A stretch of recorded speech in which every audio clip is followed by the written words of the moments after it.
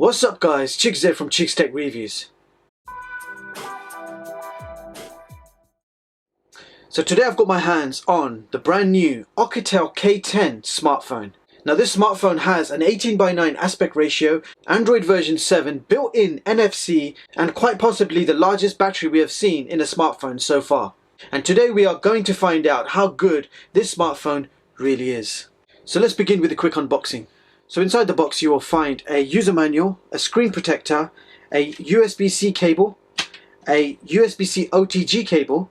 You also get a audio adapter, 3.5mm to USB-C, which means this phone is not going to have the audio jack. You have a SIM eject tool, a USB power brick, and last but not least, the Oukitel K10 itself. So this does come applied with a silicone case, so it's nice that they include that in the package. And here is the brand new Oukitel K10.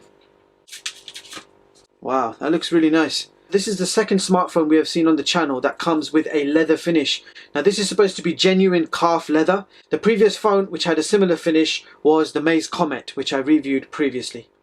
I'll put the specs on the screen so you guys can have a quick read. So we have a 6-inch Full HD Plus screen with 402 pixels per inch. You have an 18:9 aspect ratio with a resolution of 2160 by 1080. Now the display itself is IPS LCD. It's quite nice and bright with vibrant colors.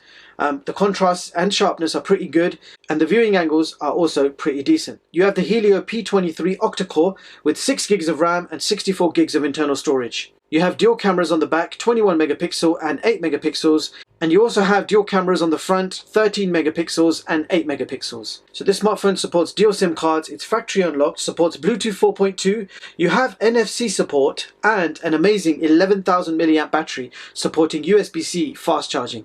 Furthermore, there is no IR blaster or waterproof certification.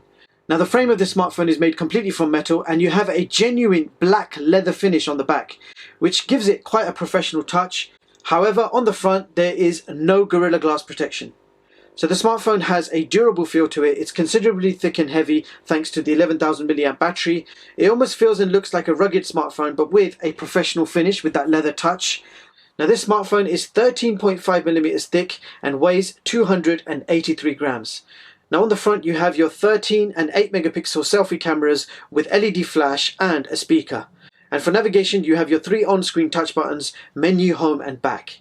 Now the fingerprint sensor is located on the back. It's quite easy to reach and does unlock the smartphone nice and fast every single time.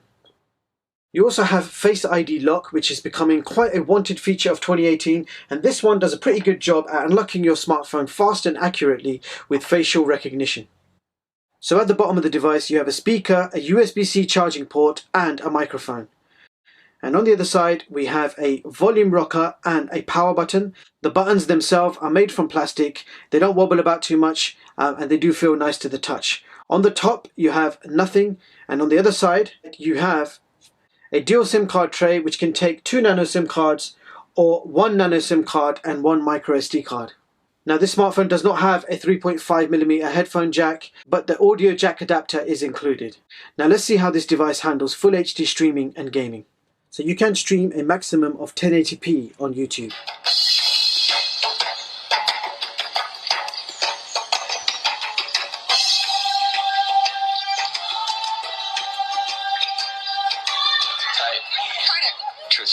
What are your intentions with our sweet Olivia? I needed to find someone with friends that I could trick into coming here. I could tell Olivia was an easy target. This is the Oasis. It's a place where the limits of reality are your own imagination.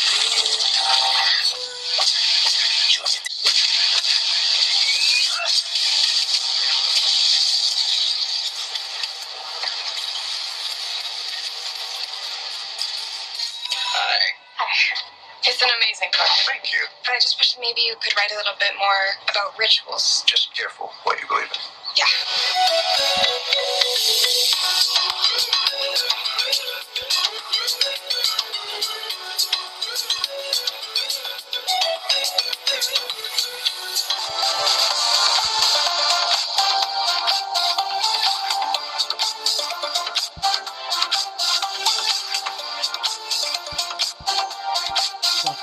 So now I'm going to test out the NFC on this smartphone.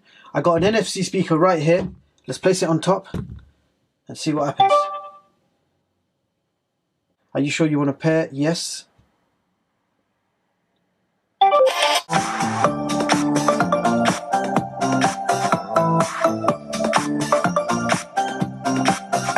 So as you guys saw, NFC does work great. Let's move on to the gaming test.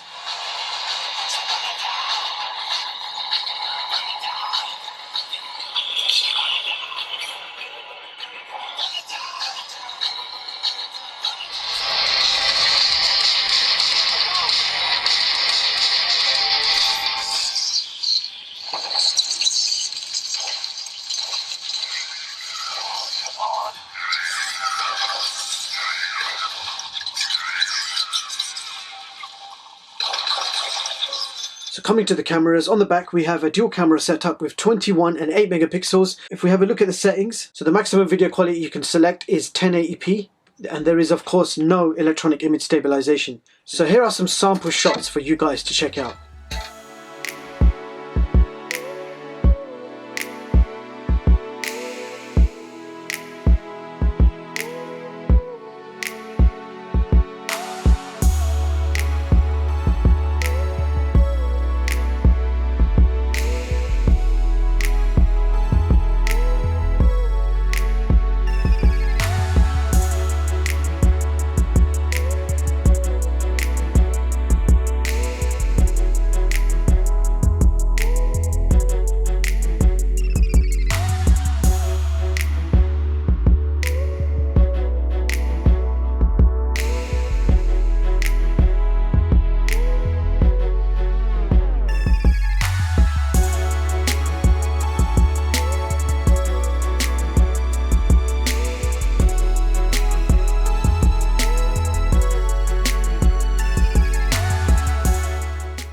Now it's time to check out the results for all the various tests, including Wi-Fi and benchmarks.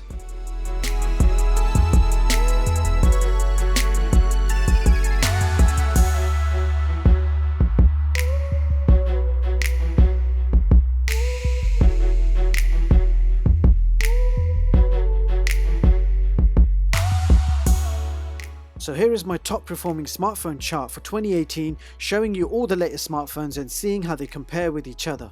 So as you can see, the Aukitel K10 has taken position 24 on this chart. Now if we compare this chart to its own price bracket, then here is the top performing smartphones for under 350, and again all devices have been ranked by Antutu scores, and on this chart the K10 has taken position 8. You can view all my charts online at chigstech.com. Now we are testing a new style chart for Android TV boxes, and we will see how that goes. Meanwhile, all other categories including smartphones, we will continue using Android version 6, which does appear to be the most accurate. So there you have it guys, that was the Aukitel K10. So let's break it down with some pros and cons. So here we have a mid-range smartphone offering some decent power and performance. You have a durable rugged look finished off with a professional leather touch. Supports NFC, has Android version 7, very fast and fluid in operation, lots of RAM and storage. You can play games and 1080p streaming very nicely. The camera was surprisingly good at taking photos in good lighting situations. Low light photos were terrible, as was the quality of the video with no electronic image stabilization. Furthermore, there is no headphone jack, you have single band Wi-Fi, no waterproof certification or IR blaster. I also found that all cameras on this smartphone are interpolated, so the real megapixels are 16 and 0.3 megapixels on the rear and 8 megapixels and 0.3 megapixels on the front. So a little misleading with the camera specs. Nevertheless, I was quite impressed with the main rear camera's ability to take clear and detailed shots in good lighting. Another point to mention is you can either have the Face ID active or the fingerprint unlock active. You cannot have both features active at the same time. But that being said, both the Face ID and fingerprint sensors were accurate and fairly quick to unlock. Bottom line, this smartphone is perfect for people who are looking for the longest battery they can possibly get, ideal for camping, hikes or general traveling. This smartphone can be used heavily for up to 6 days on a single charge. Do let me know in the comments what you guys think of this handset at this price and performance. And with that being said, I'll leave the links in the description so you guys can check this product out. That's all for this video. Don't forget to like and subscribe. Thank you so much for watching, and I hope you all have a brilliant day. See you in the next one, guys.